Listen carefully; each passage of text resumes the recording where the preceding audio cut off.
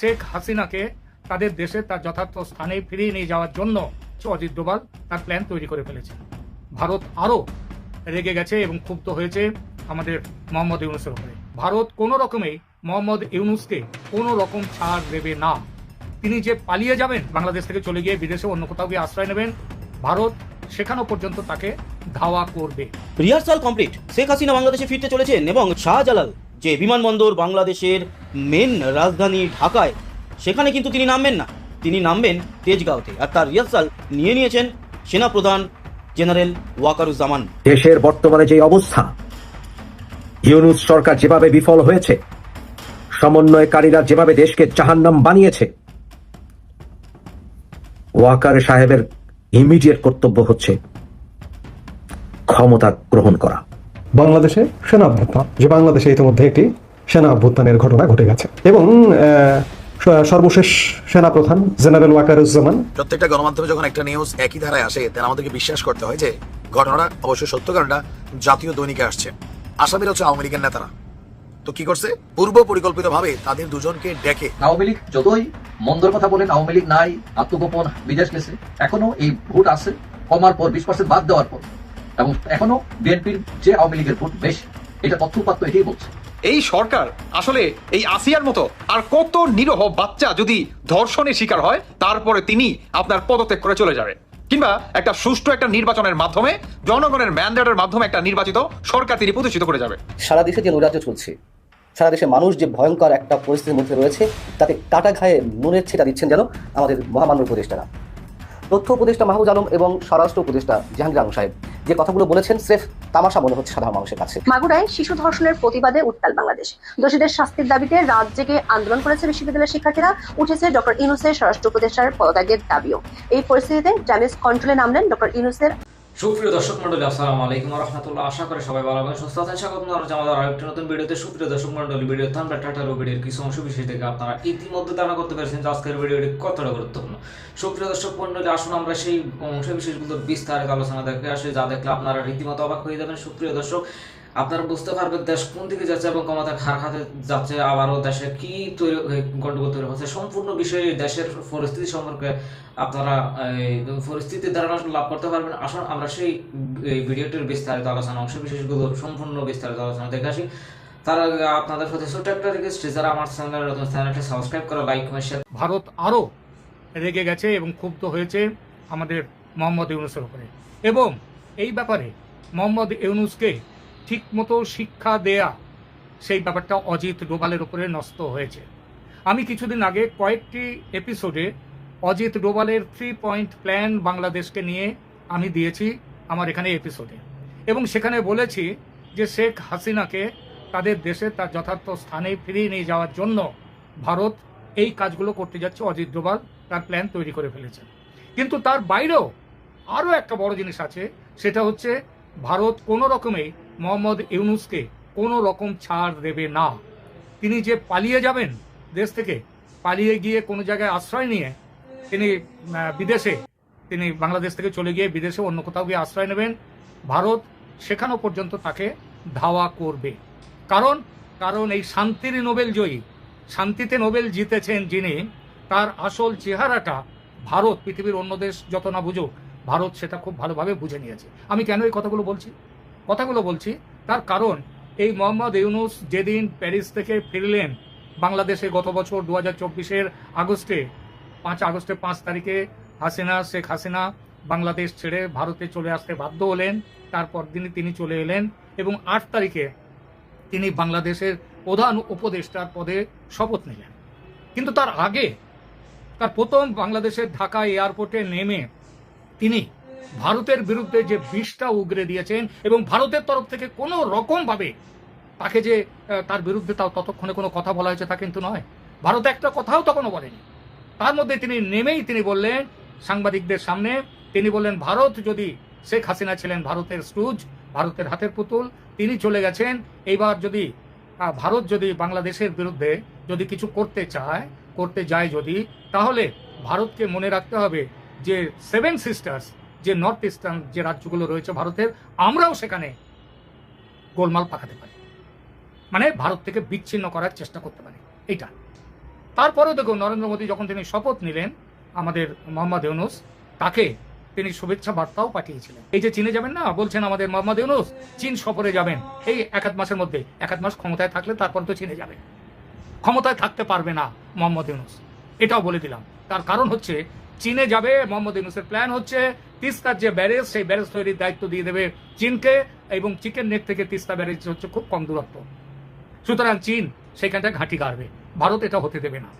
সুতরাং যতই উনি চীন যাবেন বলে থাকেন আর কোথায় কোথায় যাবেন সব বলছেন ওসব ওনার দ্বারা যাওয়া হবে না, এটা জেনে নিন। তার আগেই ওনাকে সরে যেতে হবে। Rehearsal complete. কেন বললাম এই কথাটা? তার কারণ শেখ হাসিনা বাংলাদেশে ফিরতে চলেছেন এবং রিহার্সাল কমপ্লিটের সঙ্গে যেই লিঙ্কটা রয়েছে সেই লিঙ্কটা দিয়ে শুরু করছি। শাহজালাল যে বিমানবন্দর বাংলাদেশের মেন রাজধানী ঢাকায়, সেখানে কিন্তু তিনি নামবেন না, তিনি নামবেন তেজগাঁওতে। আর তার রিহার্সাল নিয়ে নিয়েছেন সেনাপ্রধান জেনারেল ওয়াকারুজ্জামান। বাংলাদেশের এই মুহূর্তে যিনি সবথেকে বড় ডন, ওনার উপরে কথা বলার ক্ষমতা এই মুহূর্তে কারণ নেই। কেন? তার কারণ যে যতই বড় লেভেলের উড়ুক না কেন, যে যতই তুমি ঘুরি ওড়াও রাতে, লাটাই তো ওনার হাতে। রিহার্সাল করে নেওয়া হলো এবং রিহার্সালে এই যে তেজগাঁও বিমানবন্দর দেখতে পাচ্ছেন, এই হচ্ছে বিমানবন্দর এবং এখানেই কিন্তু নেমেছে সেনাপ্রধান জেনারেল ওয়াকারুজ্জামানের বিমান, সেটাই রিহার্সাল এবং এখানেই কিন্তু নামবেন। এবার আগে থেকে প্রচার হলে কি সমস্যা হবে? কোনো সমস্যা নেই, তার কারণ তেজগাঁও যে বিমানবন্দরটা এটা কিন্তু সাধারণ মানুষের জন্য আর নেই।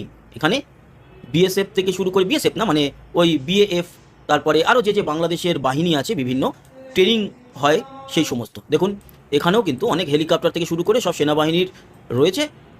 এই যে এরোপ্লেন দেখতে পাচ্ছেন সমস্তটাই কিন্তু সেনাবাহিনীর। এইখানেই উনি কিন্তু নামবেন আর পুরোপুরিভাবে সেনাবাহিনী সমর্থন দিচ্ছে এই মুহূর্তে শেখ হাসিনাকে। তাই যারা বলছিলেন যে শেখ হাসিনা ফেরা হচ্ছে গিয়ে মানে হয়, এটা হয়। ওই যে কালকে বলছিলাম না, চোখ বন্ধ করে থাকলে একটা পাখি ভাবে যে আমি তো আর পৃথিবীকে দেখতে পাচ্ছি না, পৃথিবীরও আর কেউ আমাকে দেখতে পাচ্ছে না। কিন্তু বিষয়টা ওরকম নয়, বিষয়টা সবাই সব কিছু দেখতে পাচ্ছে। আর বাংলাদেশের ভিতরে থাকা মানুষজন এখন তাদের নিজেদেরকেও দেখতে পাচ্ছে না, তার কারণ তাদের নিজেদের সামনে আয়না দাঁড় করানোর লোক খুঁজে পাওয়া যাচ্ছে না। কি করবে? যে আয়না দেখাবে তিনিও নিজের খাদ্য জোগাড় করার লড়াইতে ব্যস্ত। কে আয়না দেখাবে? আয়না দেখানোর লোক নেই।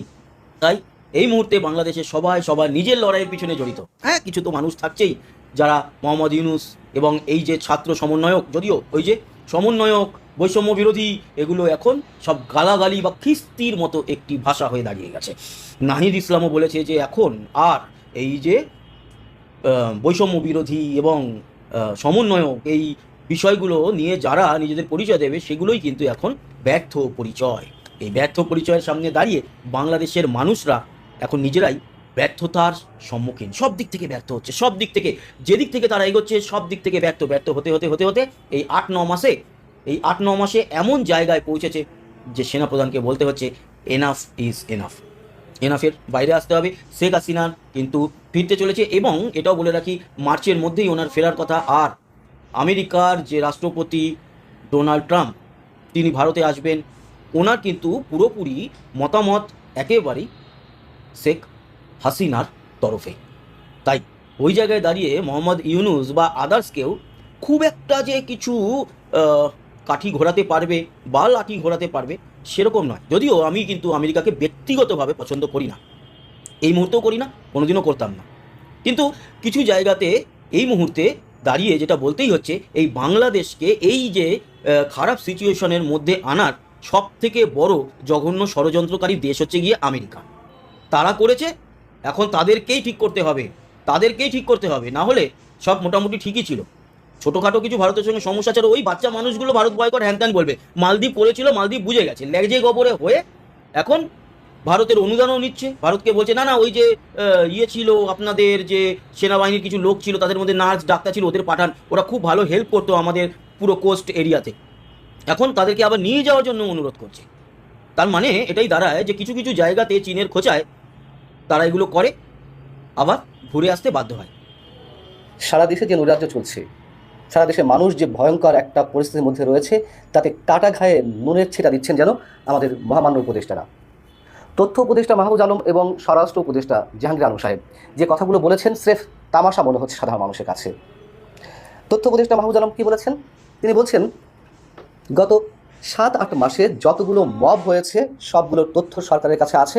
এখন থেকে যে যেখানে মব করবে তাকে সেখানেই গ্রেপ্তার করা হবে। দেশে যেই ঘটনা এখন চলছে এর সঙ্গে জড়িতরা যে ধর্ম, বর্ণ, লিঙ্গ বা পথের হোক না কেন, কেউ ছাড়া পাবে না। এবং কেউ মবের সৃষ্টি করলে, মব জাস্টিসের ঘটনা ঘটছে এরকমটা জানতে পারলে যথাযথ আইনি প্রক্রিয়ার মাধ্যমে মামলা হবে। আমাদের জায়গা থেকে যে ব্যবস্থা নেওয়া দরকার তা নেওয়া হবে। এর ভিত্তিতে অবশ্যই সামনে থেকে এই মব জাস্টিস পরিস্থিতি শুরু থেকে যে কোনো জায়গায় যখনই যা ঘটবে তার মোকাবেলা করা হবে। খুব সুন্দর সুন্দর কথা বলেছেন, এগুলো পুস্তকের কথা। বাস্তবে আমরা কি দেখছি? এই ধরনের হুঁশিয়ারি এর আগেও দেওয়া হয়েছিল, কাজ তো হয়নি। আর তিনি যে বললেন যে গত 7-8 মাস অর্থাৎ 5 আগস্টের পর থেকে তিনি উল্লেখ করেছেন বিষয়টি। 5 আগস্টের পর থেকে যে ঘটনাগুলো ঘটেছে তা সাধারণ মানুষ তো জানেই। আর মাহমুদ আলম বলেছেন যে সব কিছু রেকর্ড রয়েছে। তো রেকর্ড অনুযায়ী কী ব্যবস্থা নেবেন, কী ব্যবস্থা নিচ্ছেন? এসব ফাঁপা আওয়াজ দিয়ে মানুষকে কি আর এখন ঘুম পাড়ানিয়া গান গিয়ে শান্ত রাখা যায়? মবের সৃষ্টি করে প্রকাশ্যে ঘোষণা দিয়ে রাজনৈতিক দলের কার্যালয় ভাঙচুর, যেখানে সেখানে হামলা, বুলডোজার বাহিনীর দ্বারা সারা দেশে যে নৈরাজ্যের সৃষ্টি করা হয়েছে সব কিছুই তো রেকর্ডেড। তাদের কি ধরা হবে? তিনি আবার এখানে একটু কিন্তু লাগিয়ে দিয়েছেন। এর আগে যে মবের ঘটনাগুলো ঘটেছে তা যদি সেই সম্পর্কে কেউ যদি মামলা করে তাহলে সেসব বিষয়ে ব্যবস্থা নেওয়া হবে। মামলা করতে হবে কেন? আপনারা বললেন যে সব কিছু রেকর্ডেড, সব কিছুর ভিডিও ফুটেজ আছে না? এবং আপনাদের সহযোদ্ধারাই, আপনাদের উপদেষ্টা পরিষদের সহকর্মীরাই